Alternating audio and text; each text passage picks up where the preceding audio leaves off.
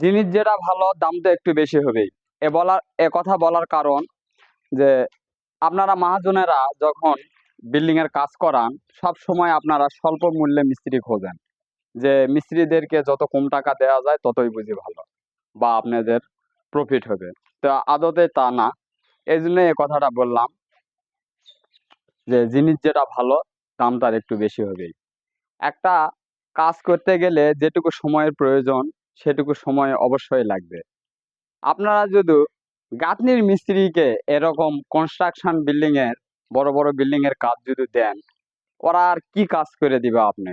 আপনি তো ঠিক মতো রেডও বলতে পারবে না, আপনি আর কি কাজটাও ঠিক মতো বুঝে দিতে পারবে না। একটা মিস্ত্রিকে যখন আপনারা কাজ দিবেন, তখন আপনাদেরকে অবশ্যই ওই মিস্ত্রিটার ব্যাকগ্রাউন্ড কাজগুলো ঘাটে দেখা উচিত।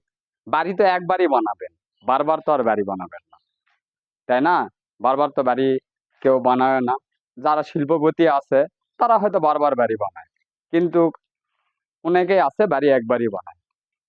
একটা মিস্ত্রিক যখন আপনি সিলেক্ট করবেন, অবশ্যই ওই মিস্ত্রির পিছনের কাজগুলো আপনারা বিবেচনা করে দেখবেন, যে বা যা ইনকোয়ারি করে আসবেন যে ওই মিস্ত্রি কিরকম, তার পিছনের কাজগুলো বা আগের যে বিল্ডিং এর কাজগুলো সে করেছে, কাজগুলো কতটুকু গুণগত মান ঠিক আছে, যাচাই বাছাই করে কাজ দিবেন। আপনারা কম রেটে খুঁজবেন না, অবশ্যই বিল্ডিং এর কাজ একটা ভালো মিস্ত্রি দ্বারাই করাবেন, আপনাদের বিল্ডিং এর কাজ ভালো হবে।